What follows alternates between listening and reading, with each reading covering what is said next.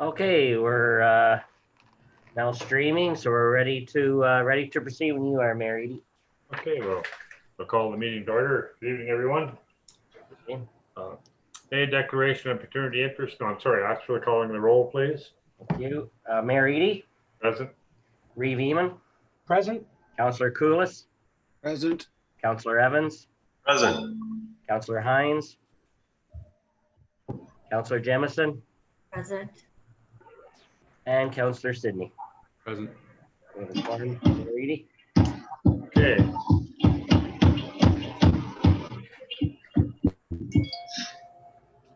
First motion is that the minutes of the regular meeting of council held electronically on July 21st, 2020 be adopted as printed. Mover, please. Councillor Jemison, seconded by Councillor Hines. Any questions or comments on the minutes?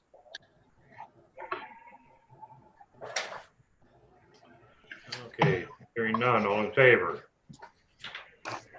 Carried. That the communication from the Warden, County of Renfrew, received June the 26th, 2020, concerning the Eastern Ontario Regional Network EORN Gigabyte Project proposal be received. And further, the Renfrew Town Council supports the Orange Gigabyte Project proposal and its efforts to fix the rural-urban connectivity divide. Mover, please. Reeve Emo, second by Councillor Sidney. Again, is there any questions or comments on this? And I'll just say, if I will, this just came in just in the last week, and I thought it timely just that we could deal with it tonight and get our letter of support out there. It's fairly self-explanatory. So with council's indulgence, I put a couple items on tonight's agenda in addition to our primary item, the Swift Street request. Okay, any other comments? Okay, hearing none, all in favor? Carried.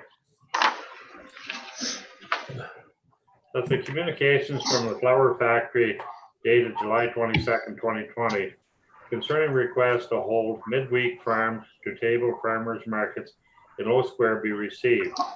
And further, that Renfrew Town Council endorsed the proposal, which will see farm to table farmers market vendors in Low Square every Wednesday from 2 o'clock to 6 o'clock, beginning August 19 and running until October 7, 2020, subject to ensuring that the proper safety protocols as outlined by Renfrew County District Health Units are adhered to.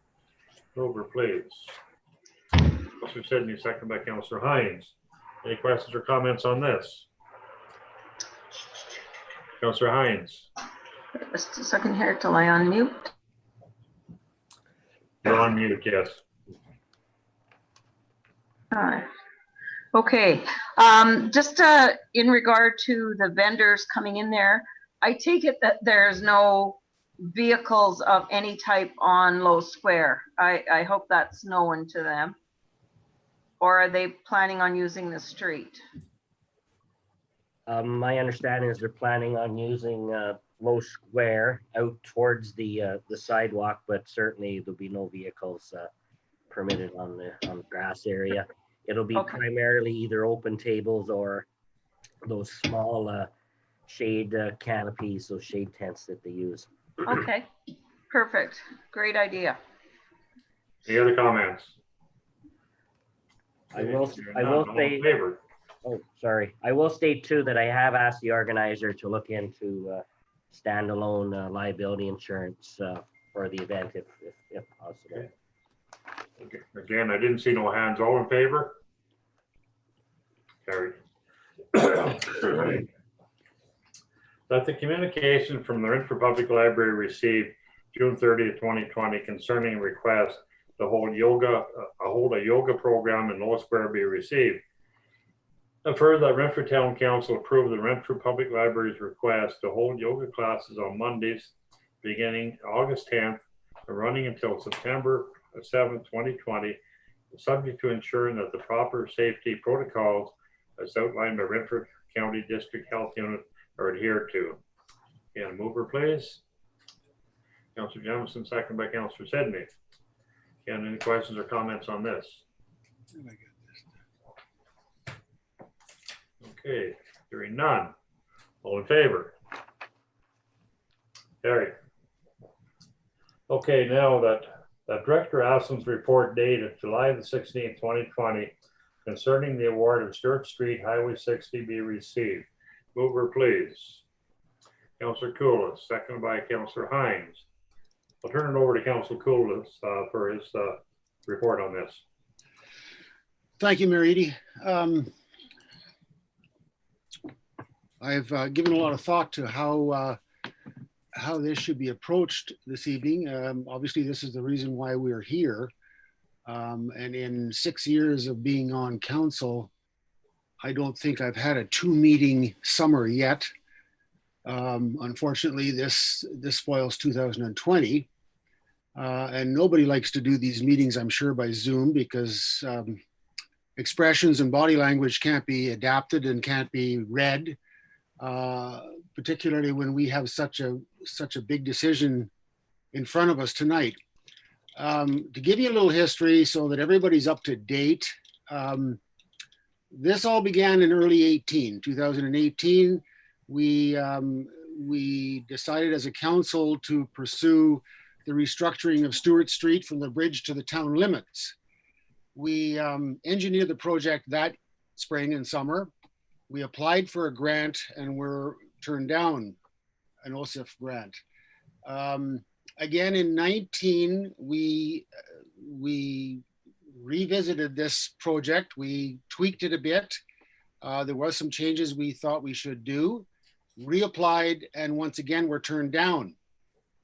Now we're in 20, and a lot of things have happened, of course, in the last few months, but primarily as we went into the spring, it became more evident that there's a lot more interest in this town for development than most of us would even realize. Not to go so far as to have a conflict here, but as a realtor and speaking with the Ottawa and Renfrew County real estate boards, this end of the valley is becoming very, very hot on the real estate market. You want to sell your house today, expect to get all you can and then more, because there's nothing for sale. This town generally in July of any year would have 30 houses for sale. Today there's 6 in Renfrew proper, and not very many in the surrounding townships. It's an indication that people are leaving the city and they're moving this way because it's affordable. Well, it was affordable. It's getting more and more expensive. The reason I'm saying this is because with that in mind, we know that there's a great possibility of development on the west end of Renfrew. There's a lot of vacant land that's still within the municipal boundaries of this town. The biggest concern would be that there's not much in the way of service at that end of town for water and sewer and wastewater. So with that in mind, we had tweaked this proposal and this contract a few times with the help of engineers. We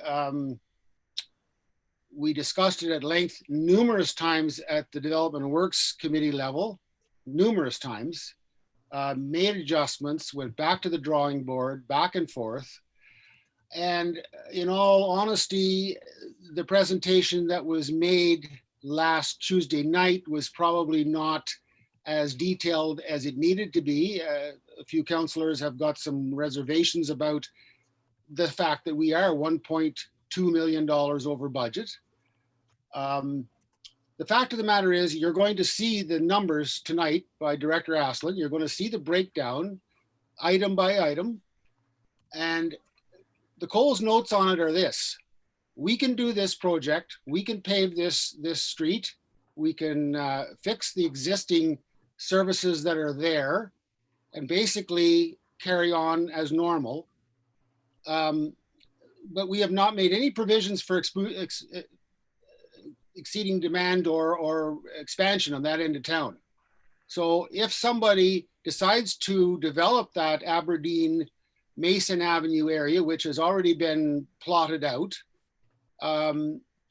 there's no way that get services there. We would have to then spend probably the best part of $2 million to bring in services and dig up portions of Stewart Street that we just paved 7 or 10 years before that. That's the reason why tonight, when you hear all the numbers and the facts and see the things that we can pull out and make it a very simple project, the vote is going to be recorded. Because 1 or 2 terms from now, if we don't do this full project, somebody is going to have to answer for the fact that we didn't go ahead with this, particularly in days like this, when we know that future expansion is imminent and borrowing rates are very, very low and guaranteed today or within the next year or so. Basically, to me, and again, I'm privy to a lot more information because I'm on the Development Works Committee. It's a no-brainer. We're not reinventing the wheel. We're not asking for anybody to do a complete study on it. It's been engineered, and it's going to be a very nice project when it's done, and we're going to be ready then for those developers and for people that want to build new homes on that end of town or commercial buildings, part of the health services village, whatever. I mean, that end of town has been pretty stagnant for 20 years, as you know, ever since the mall pretty much left, but there's lots of potential there. With that said, I'm going to give it over to Director Asselin to explain. Now, remember, you all got this compiled documentation this afternoon or early before lunch, actually, 11:45, you got the whole thing emailed to you. Now, yeah, there's pretty detailed drawings in there, and I'd asked Director Asselin not to go into every little line and curve, but he will touch on all the things that we can remove and bring this thing back to very close to budget. We can't get it to budget. And the only reason we can't get it right to our budget is because we're 3 years out. And as you know, things go up in price. Contractors charge more every year because they can. So with that in mind, let's listen to the facts. Director Asselin?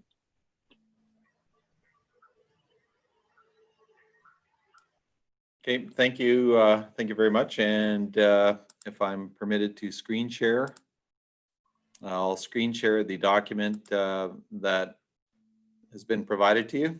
And we apologize. There is a lot of detail in these drawings. So I'll try to mainly touch on the main function of the things that we're doing, the things we're considering as options for removal, and why they were included in the project in the first place. Okay, so the red numbers here are the cost savings, and we have gone through with our consultants and verified this with the contractor. So these, the majority of the prices, except for the removal of the major upgrade to the sanitary sewer, has been essentially agreed to by the contractor at the values that are stated in this report. So number one, and I'll try to sort of summarize each of the issues and then ask if there's any questions on sort of a issue by issue. So the first one is connection of a water main, and it's kind of difficult to see in the drawings. So what I'm going to do is I'm going to try to provide kind of an overview just in a map similar to this. So this is Health Village Lane, sort of where my mouse is. Can everybody see my mouse?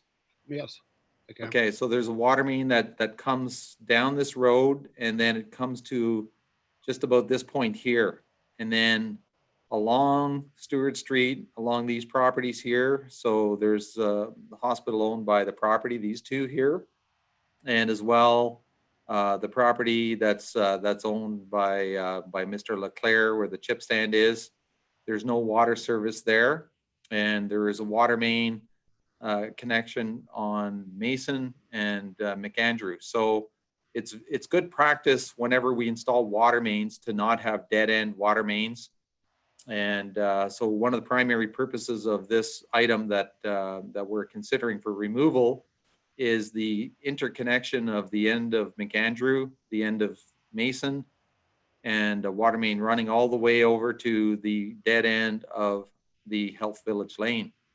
So what that does is it provides opportunities to be able to service these properties with water, okay, which is important. But also what's very important is to interconnect the water mains such that we can provide better water quality, so we don't have chlorine decaying in that section of water main, as well as providing increased fire flow protection, because the water now is going to be looped from Albert around to all of these streets here.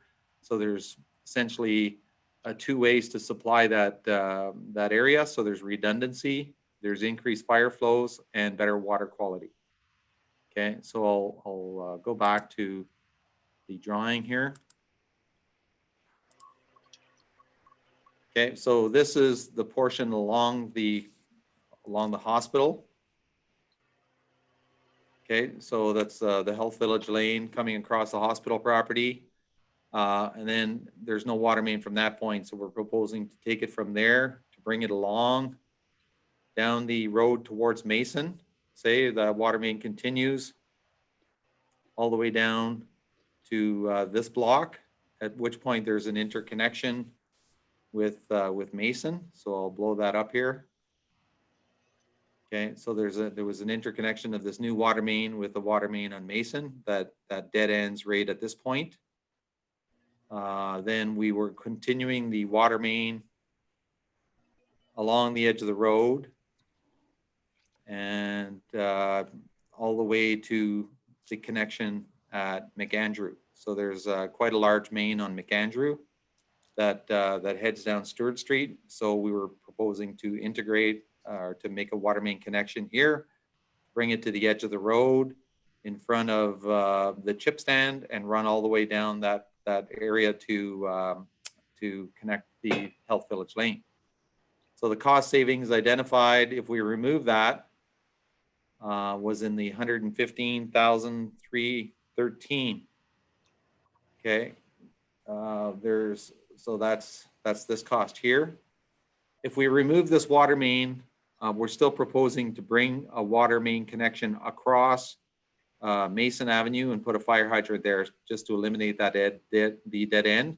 So if we install that new hydrant, it's adding $8,256 cost. So there's a net savings there.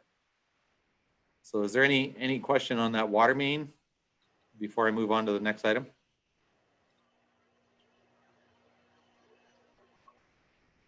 You'll have to speak up because with the sheet up there, we can't see all the faces. So if you do have a question, just speak up. I have none.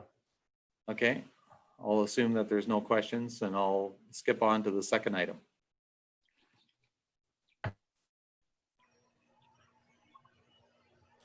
Okay, the second item is the elimination of the sanitary mainline sewer to service a landlocked parcel just to the west of Mason Avenue. So again, I'll pull up a slightly different view. Okay, so I'll just blow up this property. So Mason Avenue here on Stewart Street is serviced. This property at the corner is serviced off Mason Avenue, and there's a parcel here that is landlocked.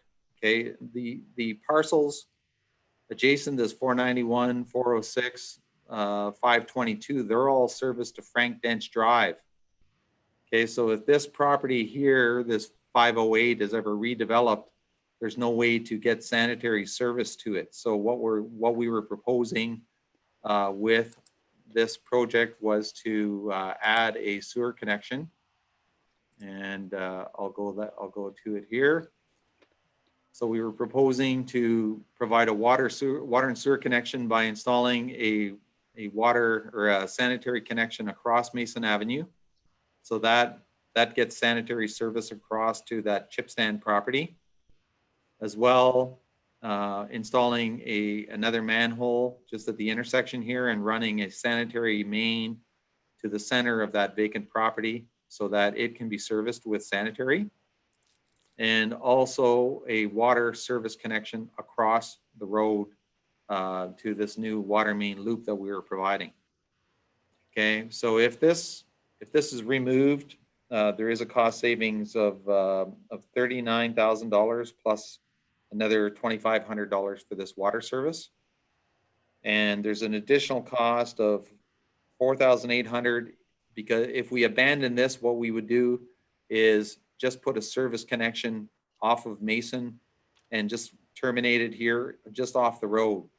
So if this property ever developed, then they would have to go dig up the road in front of Tom Prince Motors and service this vacant property a different way. So there would be substantial more effort involved in it than what we were proposing. But there is a cost savings there of approximately what, $27,000 net. So is there any questions on that component? Sorry, Mike, it's Sandy. I didn't quite hear what you said when you said the cost of that, if, you know, what the savings would be if we removed it. You just kind of blanked out there for a second. Okay. Did you say so 39? So the reduction of the sanitary service Yes. is a reduction of 39,086. Okay. Okay, and the reduction of this water service crossing the road is a reduction of $2,530. But there's Okay. an additional cost of $4,825 to bring a service off the edge of the road. So we're Okay. not I realizing. heard that part. the entire So thank you. Yeah, okay. Is there any other questions on that component? And again, these will be much more difficult to implement post-construction, you know, to remobilize, to have somebody install a water main or a sanitary sewer is going to cost substantially more than doing it during this project. So there's some economies of scale to do it at this time. Okay, if there's no questions, the next item was to eliminate a steel beam guardrail at Bruce Street intersection. Okay, so here, Mr. Webster of JP2G has provided a picture of what's there. So if there was ever a vehicle that ran through the intersection of Bruce Street and Highway 60, Stewart Street, the only protection for this home here is these concrete bollards that are getting in pretty poor condition. So it was proposed in this construction project to remove those deteriorated concrete bollards and to install a steel beam guardrail, okay, that's designed to stop traffic if traffic were to kind of go through the intersection. Now, it was asked during the meeting, the Development Works meeting, would a steel guardrail stop a transport going through? And I'm saying at the slow speeds, like under 40, 50 kilometers, 30 kilometers, it would do a good job in stopping it. It would do a lot of damage to both the guardrail and the truck, but at least it's a better protection than what's there currently. And so that was more of a safety item that was included. Is there any questions on that? I guess the cost savings identified here was $18,000 for that guardrail. Okay, and there is another bubbled area on this, and over by the bridge, there is a traffic barrier, a collision barrier that has a broken piece of plastic. So we remove that from the contract, and we're going to do it under maintenance. So we'll get out there and do the repair. So we've taken that out of the contract as well. So that won't be part of the contract at this point. Okay, so the next item is something during the tendering process, we visited, or we asked the question of the county, would they permit the Bruce Street intersection to be closed essentially, and instead of traffic signals having to be maintained, we asked if it was possible to have a three-way stop installed during the construction period. And they did come back and to indicate that that was okay. So there's a savings or reduction in cost of $3,000 that Kavanaugh is willing to hand over for the reduction in the traffic control that's required, as opposed to trying to maintain traffic. So we see that as a reasonable thing to accept as well. We did that at Monroe intersection in the downtown, and it worked quite well.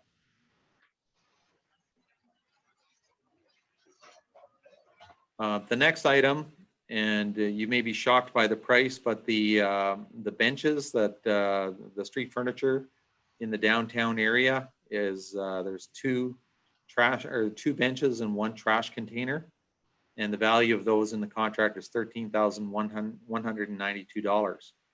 So the location where this was being proposed is pretty much at the intersection. This is the intersection of Bruce Street and Stewart Street. So as you can see here, there's some substantial property required from Rocky Mountain House to essentially be able to widen out this intersection. So we've negotiated with the Rocky Mountain House the acquisition of the property required to accommodate this extra widening. And part of that was enhancing this corner and making it more friendly for pedestrians and just to kind of dress up that corner. So we had proposed to pour a concrete pad and install 2 benches and a garbage receptacle at the corner there, just to have a little bit of a rest area and a seating area. This intersection has pedestrian crosswalks at the various legs of the intersection on both sides that bring traffic to this multi-use path. So we see this as being a pretty key corner for pedestrians and cyclists kind of crossing at this point at either side of the intersection and making their way around perhaps to the Rocky Mountain House or other developments that may occur on that side of the road. So that did have a savings if we remove the benches. I'll try to scan back out here. I apologize for all the zooming in and out. But that removing those benches had a value of $13,192. So is there any questions on that? Yes, Mike, I have a question. Okay. So when you talk about, though, you negotiated a deal with Rocky Mountain to obtain a chunk of their property to do that, to change that corner, was that negotiation, from what you said, am I to assume that that negotiation included those benches and everything there? Well, part of the deal with this property was we were eating up quite a number of parking spaces. Okay. So we are doing some work within their parking lot to replace those parking spaces and just to enhance the frontage here a little bit and to do a little bit of curb work and landscaping in the front. So those benches were all part of that package of, we didn't pay anything for the property. For this property acquisition, it was just part of something we worked out as being reasonable. They wouldn't charge us for this property, and we would basically enhance it and do the work that was required to replace the lost parking spaces on that property. And I would say as well that there was other property acquisitions at the opposite corner. You can see this curb. This existing curb comes way out to where my mouse is here, and we're cutting this corner to widen it out so that it has proper truck movements. How many times have you seen trucks actually running on top of sidewalks and various things around these corners? So So now these corners are designed to accommodate proper truck movements with people staying in their own lanes and not having to swing out into the road. So I guess this, to answer your question, this was part of the landscape enhancements. But if the benches were not there, we could talk to them, and I'm sure that they would be okay with that. Does that answer your question? Yeah, thank you. So is there any other questions on that element? If not, I'll move forward to the next item. And this next item was a streetscape feature that we did add as part. And I think the designers and the town were essentially trying to, you know, have a little bit of continuity with sort of the downtown area. It's not as elaborate, but right at this corner, we can see right here, this is where the bridge comes around the corner, and this is Ready Street. So there was a little, we call a little streetscape feature that was proposed just in the back of, at the end of the sidewalk here. And essentially it had benches and a tree and a waste receptacle. So there were 2 benches there, and room for a planter, you know, one planter down there. So just have a seating area. We have the rivers right there, you know, the dam. And it was something just to add a bit of a landscape feature into this project. And we see that the removal of that landscape feature is $26,850.27. So that's been agreed upon by the contractor. If that's removed, then we would remove $26,000. Mike, is that on the same side or the other side of Forgy Park? You know where that little park is there? Yeah, so this is Forgy Park right here where my mouse is. Okay, I see it now. Okay, Sorry. So yeah, so we have all of the multi-use trails kind of coming down to Ready Street, and then it kind of drops off. So there's no more multi-use trail across the bridge at this point. And it's on basically, yeah, on the same side as the multi-use trail, sort of on the opposite side of the road.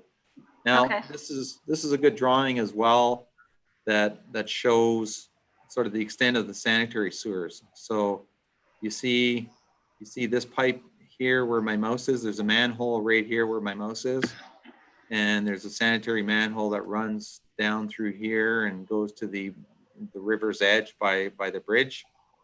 There's another sanitary that crosses over here. And then these sanitary pipes run down the edge of the river. Now, a lot of these manholes along the edge of the river are very poor condition. And in fact, they get flooded out completely in the springtime with the water. And the water is sometimes right over top of the manholes.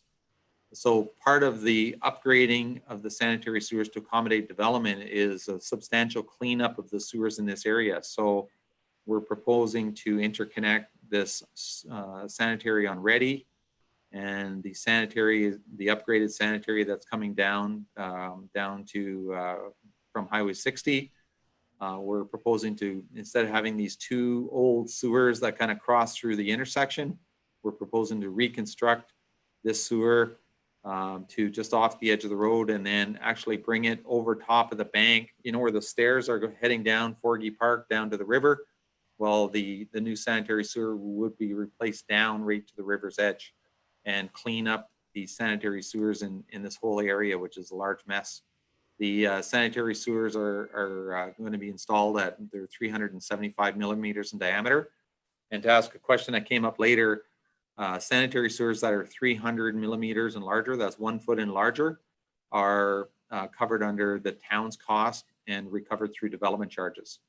Okay, anything smaller than that is considered local sewer for a particular development, and if it's on the development property, then developers pay for it, and if it's offsite, then we can negotiate with them on how the developer is going to make improvements. So these are clearly chunk sewers that fall under the town servicing policy. They're not and recoverable from development charges.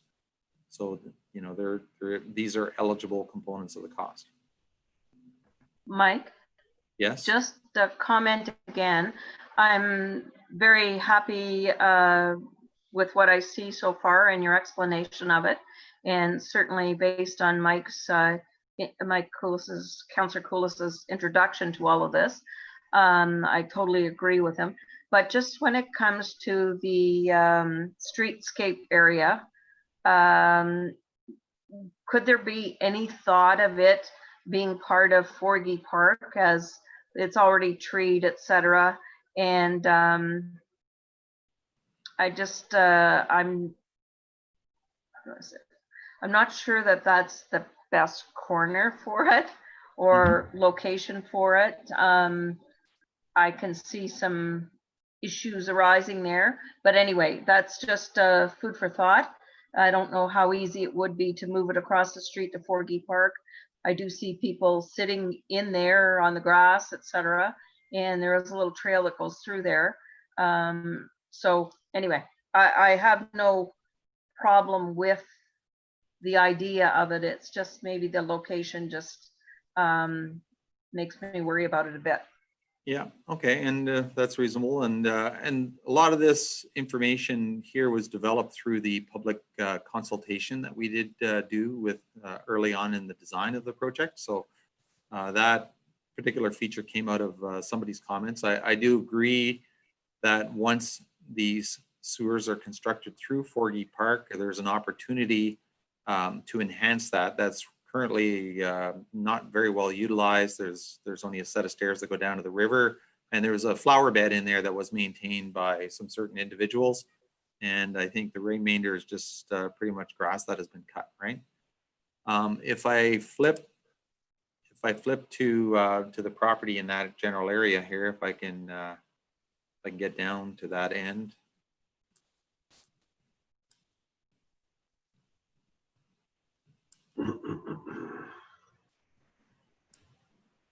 Okay, so I know there was some discussion about a trail kind of running, this is Forgy Park property right here.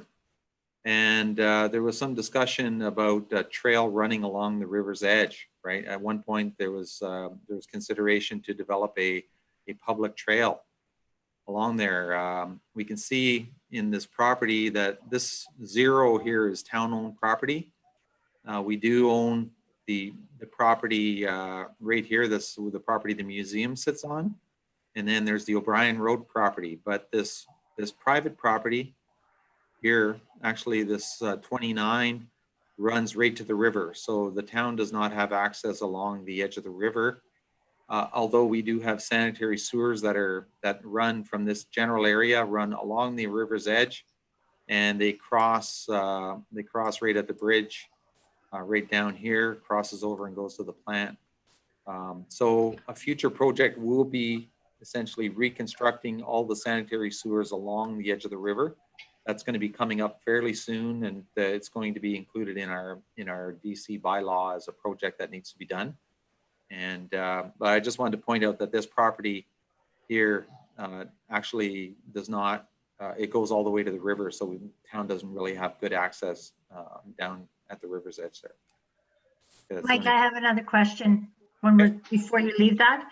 So the streetscape that we're talking about that is relatively really close to Cal Scott's property there.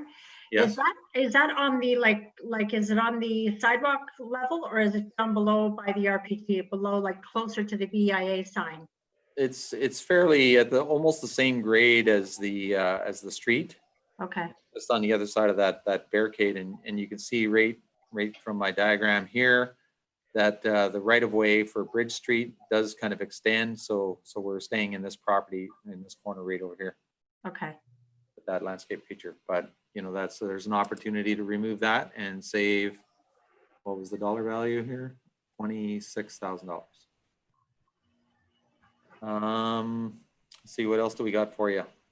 So, sorry, Mike, is that spot the streetscape behind the barrier that's there now? I mean, that's such a busy, crazy corner. Yeah, it's behind the barrier, behind the traffic barrier. So Okay. there's the street and then the barrier, and then sidewalk, and then there'll be landscape feature. And then the landscape. Okay. I didn't mean that it was on the road. I just meant that it was. No, I understand. Thank you. Thank Good you. question.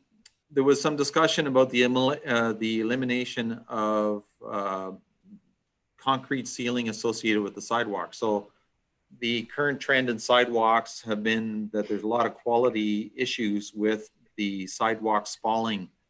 And there's been a lot of work in the city of Ottawa with respect to what can be done to try to eliminate some of the spalling problems that are happening on the sidewalks. It has not been a historic problem. Like, you know, if you go 10, 15 years back, we didn't have this problem with the concrete. So concrete has evolved to a point where it still meets the compressive strength and all the testing that has to be done on the concrete, but depending on how it's finished, it doesn't seem to stand up to the surface spalling as well as the older concrete. So there has been some science done, and which indicates that if the concrete is sealed after it's poured, then it has a better chance of enduring without spalling. The consultants have added this item as a provisional item, which means that we can entertain to include it, or we can entertain to not include it without any penalties from the contractor. So this cost here at $70,278 is more expensive than we thought it would cost. And we were proposing to remove that from the contract anyway. We wouldn't award that, but it is something that we've never done. We're trying to find, you know, more cost-effective technical solutions to, you know, have the spalling reduced on sidewalks. That would certainly be one step, but at this point, at that cost, we don't feel that it's worth it. And I believe we do have Steve Webster online as well. And Steve, do you have any comment on that? Yeah, Mike, it's this is just something, it's through some discussions we've had with the geotechnical engineers who are assisting us on this project. And it's something that I would say, have been considering on a number of projects. And as Mike alluded to, you know, this concrete issue is something that's really just come to light within the last 2 or 3 years. And it's not only in the town of Renfrew, but we've also had issues in Petawawa, and, you know, down in the city of Ottawa. So it's kind of all over the place. We're having these a lot more deficiencies in our sidewalk than we've seen in the past. So on some of our projects, we started to ask the contractor to provide a price to do a sealing and put a special sealer to help hopefully aid in the elimination of some of the pop-outs was what we're calling them. But on the other projects where we have tendered it, the prices come in a lot more competitive, I would say. You know, what happened in the price that we got on this project was significantly higher than we've seen on other projects. So that's why we're feeling it's really not worth you know, the added cost to do this compared to potentially what the benefits are. So I agree with Mike. I think this is something that we should just not proceed with on this project. It's something I think we would still consider on other projects, depending on what the cost is we receive from the contractor. Okay, thank you, Steve. Now, all of the costs that we've considered for removal so far have been discussed with the contractor, Kavanaugh, and they've agreed to these price reductions if we remove those items. I would caution council that to add in those items later or to do them independently will cost much more to remobilize and do it as an independent project. The total net savings that we've identified through these items above is $275,589.65. Now, this other item we have is the elimination of the requirement to upgrade the sanitary services. And that's essentially removing the ability to upgrade the capacity to service the growth in that area. And just to be clear, this is not the only sewers that are required to be upgraded to accommodate development. There may have to be sewer extensions from where we're leaving off on Stewart Street and going across one of those side streets and heading up towards Mason. There's some capacity restrictions in some of those sewers further up the road as well. But depending on how the phasing of the development is done, there may be some capacity in the existing system to service the first phase or the first or second phase, depending on the size. But when you get into the larger areas, there's insufficient capacity, and sewers will still have to be extended, but at least they will have an outlet now further up Stewart Street to connect to. And at the same time, we're replacing the infrastructure that we described here at this corner. There's quite a mess of old infrastructure that's in poor condition. We're sort of straightening all that out with sewers that are higher capacity and give us the ability to service in the future. Now, the removal of that component, there's a number here that the engineers have put up $650,000. That has not been agreed to at this point by the contractor.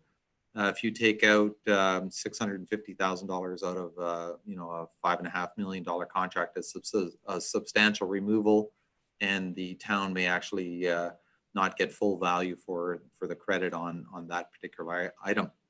But if we were fortunate enough to get a full credit of $650,000, then $925,000 and $589 could be eliminated from the contract. But like I say, they may want their 20% profit on that, or 15 or 20% profit on that $650,000. So we did kind of formulate this checklist as see here just the way it's presented with check boxes. So council direction, agreed upon, cost adjustments. So, it's sort of like a checklist. Council can, leave that item in or take it out, or, and then we can tally up the cost adjustments. But we did meet with the Development and Works Committee to kind of review all this information in detail. And I think the conclusion of that meeting was to leave the items in and proceed with the work that was tendered. And Mike, I'm not sure if you if that's a clear or an accurate summary of the committee's feelings. Absolutely. It was determined at committee level that no one wanted to take responsibility for pulling anything out of that tender as it was presented, and basically awarded as presented. So that's all I have, unless there's other questions that I can answer from a technical perspective.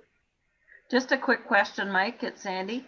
I'm fine with everything, but when you say that the Development and Works Committee agreed to leaving it as is, you are speaking of the concrete sealant for the sidewalks coming out, correct? That's correct. Yeah. Okay.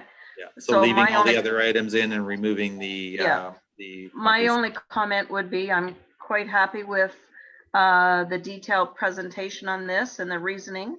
And once again, I refer back to how Mike started, Councillor Koulis started this and summarized it for us. And I think it is good that we're looking at this and making that conscious decision on what we're doing, and that it will cost more in the future, and that, we are looking to some growth happening. So the only thing I would say is, yes, the sealant would be out for me, and all of the other things are fine, other than maybe a little look at Forgeet Park versus the other side of the road. But I mean, I'm not totally stuck on that. I'm quite fine with the presentation. Thank you. Okay, thank you. Any other questions or comments? Councillor Falls. Can I just say that with Councillor Heinz's concerns about the ceiling, I think our primary concern there was that we all know what we went through this past summer on Raglan Street South with the sidewalks, and the confrontational attitude towards the town from the contractor about whose fault was whose. And we're still fielding a lot of inquiries and some complaints about the fact that our main streetscape was all torn to, for lack of a better term, to hell this summer, and in various spots in front of merchants' doors and so on, because of the cracking and heaving and spalling of concrete. And that's one of the reasons why we're looking for a solution to that, that we don't have to dig this street up in 2022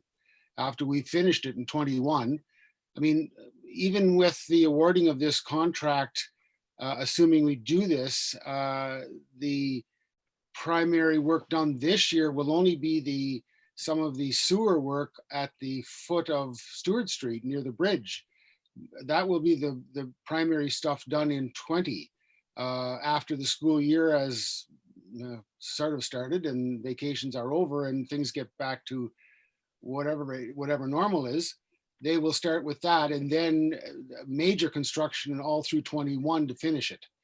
So I would like to see the sealant done on this project. I'd like to not have to worry about the phone ringing constantly and the emails lighting up over busted sidewalks and heaves and twists and chunks missing and whatever. So that's my feeling on that. The only concern I have with Forgy Park is that I think the vast majority of foot traffic on Stewart Street today and in the future will be on the west side of Stewart Street. Okay. And that is the side that most people do walk on. I know there's sidewalks on both, but primarily people walk on that west side because most of the services and stores and so on are on that side. And when they come down to the bridge, it's nice to have that area that's across from the park. Yeah, they can still use the park and so on. I have my concerns about the trail down to the water. I know that in the spring the water runs pretty aggressively there, and most of you know that when you look over the bridge, and that's always a fear with people walking down there, that the next thing you know somebody's in the drink, and it's not a good thing. It's my comments. Okay, thank you.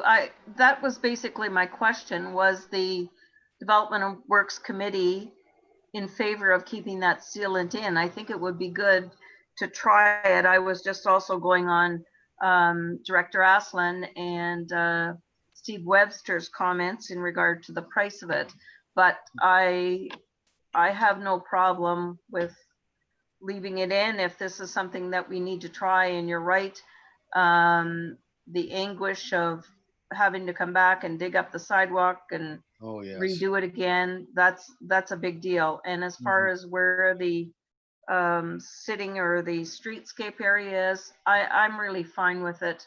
You know, I hear your comments and I respect those, and I am really fine with it. And I really appreciate the time that Development Works have taken, the committee and Director Aslan and his crew, in regard to putting this together and giving us a better understanding of it.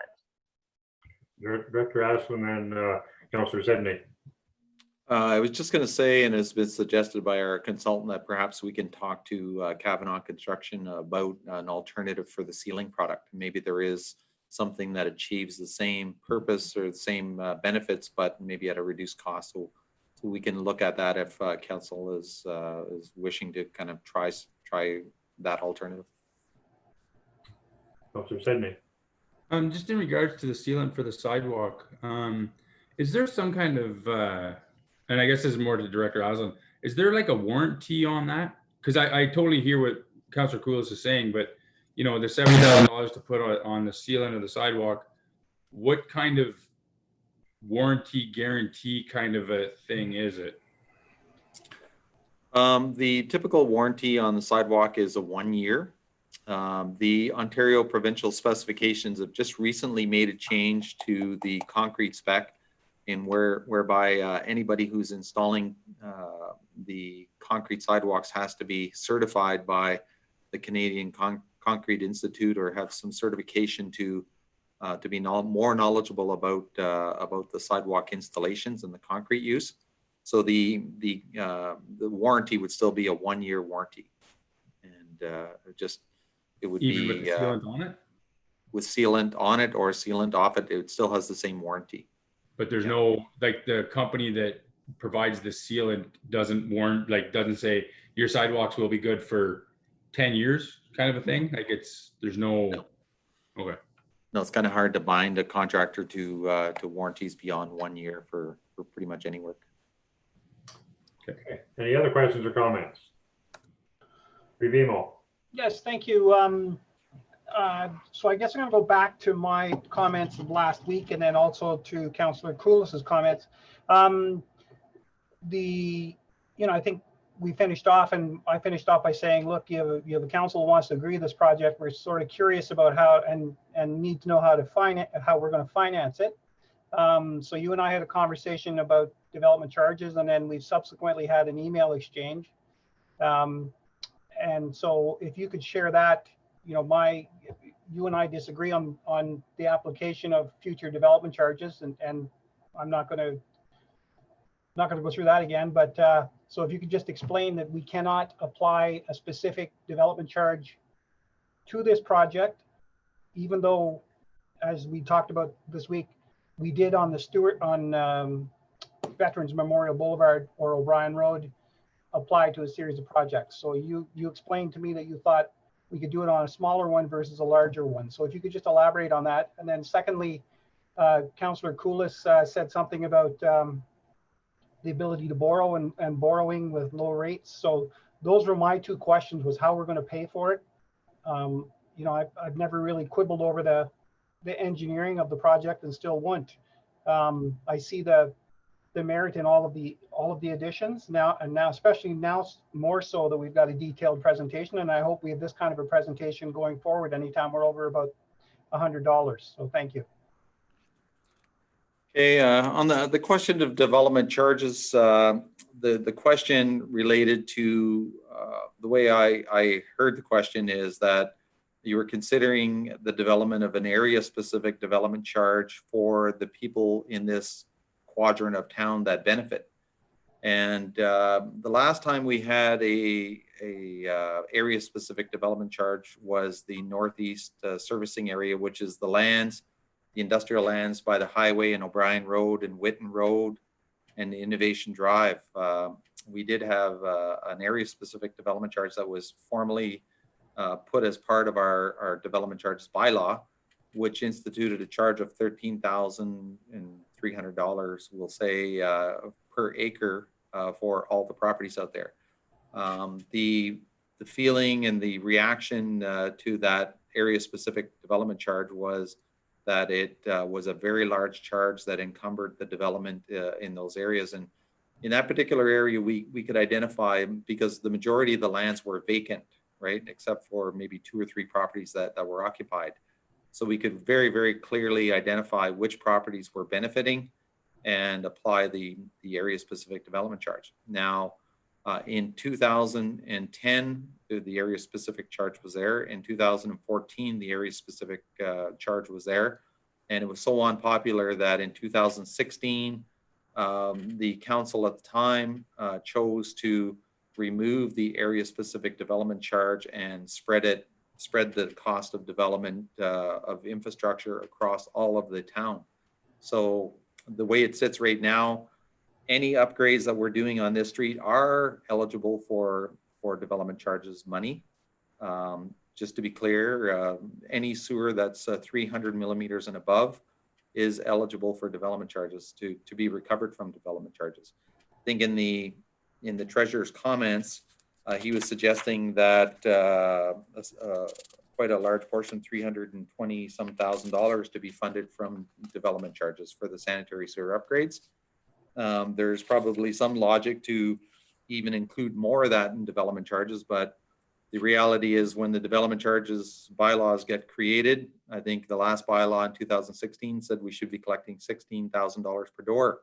And that got reduced down to a phase limit of 5,000, 6,000, up to 7,000 over the development charge period. So as a result, the town is not collecting as much development charge as they anticipate. As far as the project on O'Brien Road, that was done through a Part 12 bylaw. So it wasn't done through development charges, but it was the Municipal Act allowed a Part 12 charge to be developed with these very few specific properties. Again, and in that area, there were just a few properties that really wanted to develop and they saw the benefit of sharing the cost. So we had an agreement signed between all parties under Part 12 bylaw, which is quite different than the development charge bylaw. So it's a different mechanism. If you looked at this area, there's a lot of vacant parcels of land that may develop into a number of different scenarios. And it's such a broad area, it's almost like a quarter of the town in that quadrant. And it's very, very difficult to identify all the properties that would benefit and to what extent, so that you could distribute that charge. So I think that's what we were saying, is that a Part 12 or an area specific development charge, because there are so many properties that benefit, existing properties would even benefit to some extent, that it's very, very difficult. I did say in my email to Reeve Emo that we are currently going through a development charges bylaw review, and there will be a background study prepared, and there's lots of opportunities for council to contribute to a new, the new DC bylaw and how they would like to apply it. So for instance, if an area specific development charge was to be created, or if that was council's desire, they could do it through the process that we're going through right now with the development charges bylaw, and have any number of charges formulated for that area. So there's a new bylaw in the works right now, and council may want to put their touch on how they want to handle the development charges in the future. Does that answer your question, Peter? Yes, thank you. Okay, is there any other questions? Councillor Sedney. More of a comment, I guess, because I know I was the one that was pretty vocal last week. First of all, to Councillor Koulis, I really appreciate the lead-in that you did to that, this presentation, and also to Director Aslan. Further to what Peter said, I hope we have these from now on. The whole thing that comes down to it is the over budget piece, and then the accountability to the ratepayers and the citizens of Renfrew. With this presentation, this makes it a lot more easy to answer questions. It makes it a lot more beneficial, and you can see the reasoning behind it.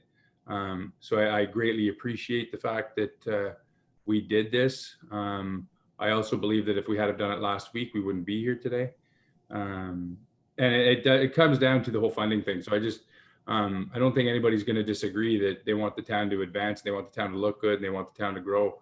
I don't think that's the issue. I think the issue is just we needed to have the best presentation based on facts, based on descriptions. And I think today was a great way you did it, and I greatly appreciate that. So thank you. Okay, Emo. So through you, your worship, to our clerk, are we deciding two things tonight? Are we deciding on awarding the contract and deciding how we're financing it, or the finance piece, is that a separate discussion and recommendation back to council at a future date? Yeah. The bylaw, I'm sorry, go ahead, Clerk Bulmer. Yes, so tonight it's essentially the passing of two bylaws, one to award the project construction element to Kavanaugh, and the other bylaw to enter into a professional services agreement for engineering services with JP2G. The financing of the project will come later, and I can be corrected on that. It'll have to be determined at a later date once the project is known as far as costs. So at the end of it. Thank you. Okay. Any other comments or questions? Okay. I gather we're not going to go down through the list and shop like a smorgasbord and pick what we like and dislike. It seems like in general, we like the project and there is no desire to remove anything, with maybe some discussion around the ceiling is how I'm guessing. Is that Councillor Koulis and your worship what you think too, or am I reading the rooms wrong? I'll let Councillor Koulis comment on that. I think the motion that I'm sure that Mayor Eadie is going to read would be that we would award this contract to Kavanaugh's as presented 8 days ago, with the ceiling and with the components that were just explained tonight by Director Aslan. I believe that's the way that's, Yep. there's no specific mention as to different things in the bylaw that we're looking at, but I do think that Director Aslan and through Steve Webster, et cetera, should be looking at cutting corners of any kind if they can find them. But that's not what the bylaw reads. Review. Sorry, hate to be a pain. To Clerk Balmer or Director Aslan, is there an opportunity for change orders? Should we find out something in 2 weeks that sealing is not the answer? Can we get that out without being penalized? And is there I don't have it in front of me, but is there a contingency that we have to play with? Just a couple of those questions, if you don't mind. No, that's good questions. There's always an opportunity, and I think probably for due diligence purposes and to do our jobs, we would talk to if it's council's desire to have some type of ceiling, we would talk to the contractor about that, finding an alternative, and look at that option of reducing the cost. And we would do that through a contemplated change notice and then a change order. So I think that's very reasonable. What your second question? Sorry. The contingency is it in left, and what is the amount, and is there some room with that? So the contingency amount that we currently have is essentially in the provisional item. So it's about $170,000, which is not a lot of contingency allowance. So we'll have to manage the project very, very carefully. Contingency values more reasonable or more normal would be in the order of 10% of the contract price. So the way it is right now, there's $177,000 in provisional items. And that is essentially our contingency. They're items that only would be used if we encounter certain conditions, like if all of a sudden there was like rock in an area between the boreholes that we have done. Mm-hmm. There's an item in there to account for rock removal. So there's not a lot of contingency.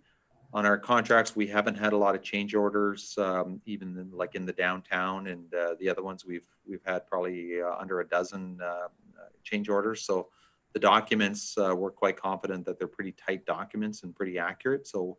But there is lower than normal contingency currently now at $170,000. And if I might, Your Worship, one more question, hopefully my final one. I seem to remember from the presentation last week, there was some discussion about concrete in the road, similar to what we struck on Veterans Boulevard. Did I misremember that? No, there is. And Veterans Memorial Boulevard, we did not remove. The Veterans Memorial Boulevard project was essentially a shave and pave type project for a lot of it, except where we were installing new water mains. So all the cracking, you see the reflective cracking spaced out regularly all the way through the road. And we've just crack sealed it this week.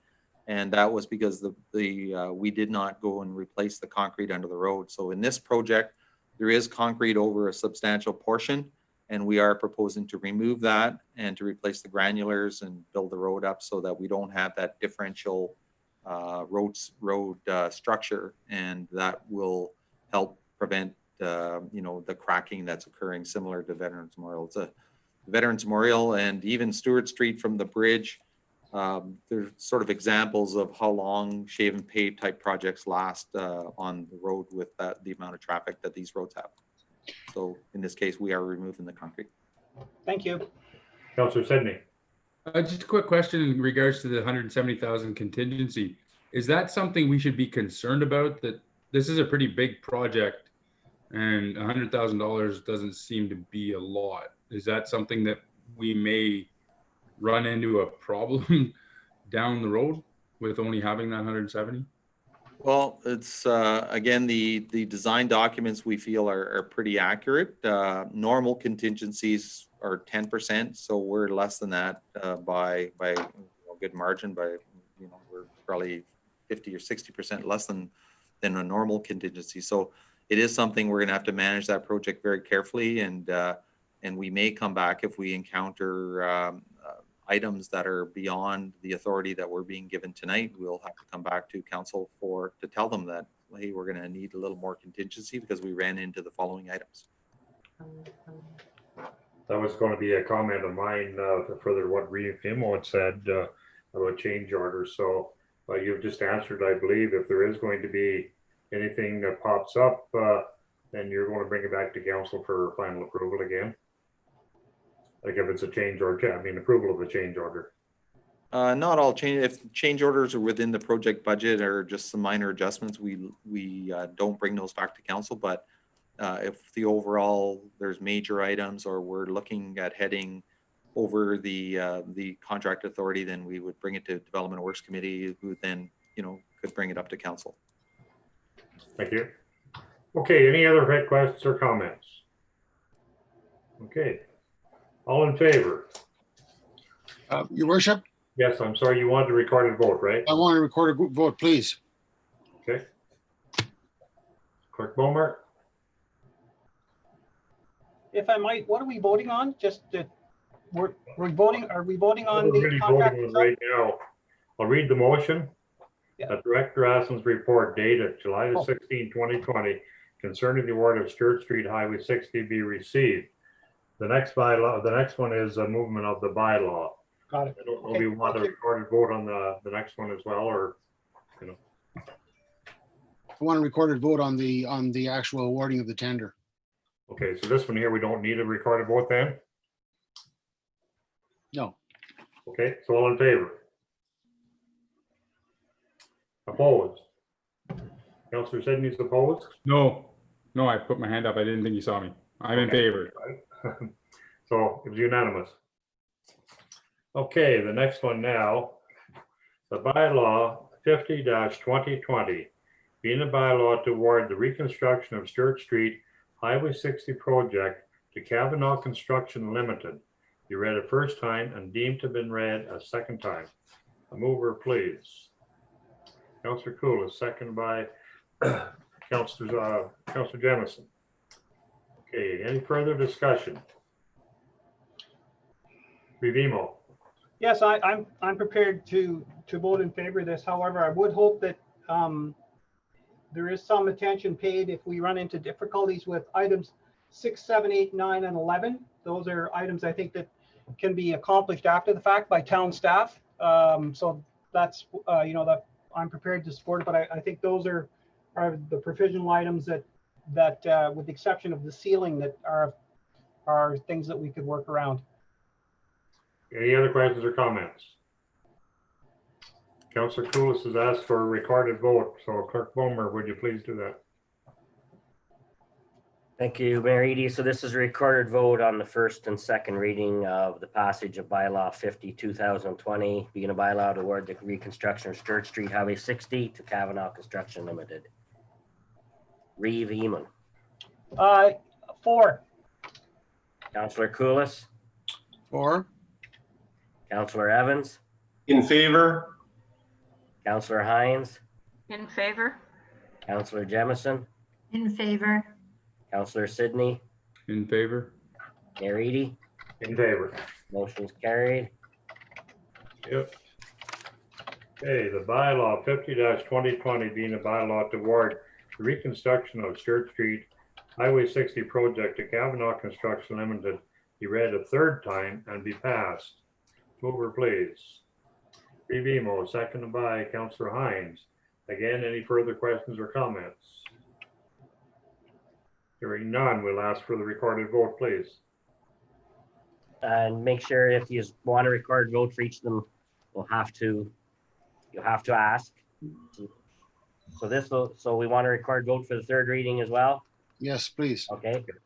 So this is the third reading of bylaw 50/2020.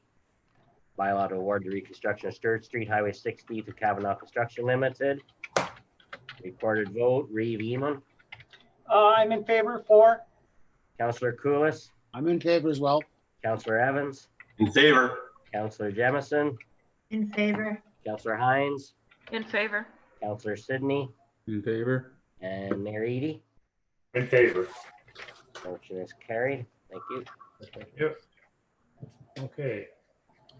Next one is that bylaw 51-2020 being a bylaw to authorize the mayor and clerk to execute a professional services agreement with JP2 Consulting Incorporated for the contract administration and field services for the reconstruction of Stewart Street Highway 60 project be read a first time and deemed to have been read a second time.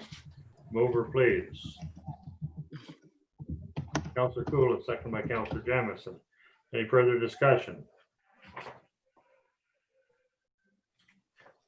Okay, hearing none. Councillor Coolidge, did you want to ask for a recorded vote on this as well? No, this is not necessary. Okay. Anyway, so all in favor? Opposed? Carried. The bylaw 51-2020 being a bylaw to authorize the mayor and clerk to execute a professional services agreement with JP2 Consulting Incorporated for the contract administration and field services for the reconstruction of Stewart Street Highway 60 project be read a third time and be passed. Mover, please. Councillor Hines, seconded by Councillor Evans. Again, any questions or comments? Hearing none. All in favor? Opposed? Carried. Thank you. Okay. Is there any new or unfinished business? Okay. Hearing none.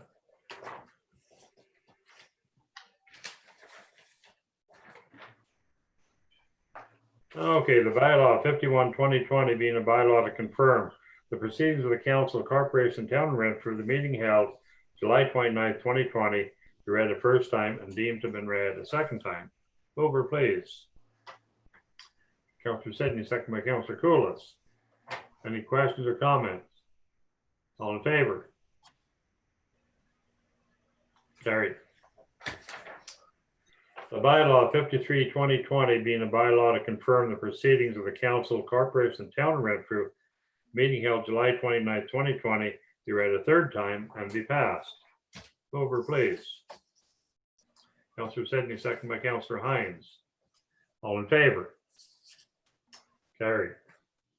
Thank you very much. It was a good meeting, and thank you to Chair Coolidge and Director Aslan for your very thorough reports there. It certainly made things very easy to listen to. I would like to just. Adjourn, and it is. I would like to just say that an additional thank you to the council for hearing us out, the committee, and for understanding the work we've went through to bring this thing to where it is today. And I think we're all going to be proud of the end result in 18 months. Thank you. Thank you. Okay, we do now adjourn. It's 8:18. Thank you very much. Have a good evening. Thank you. Yep.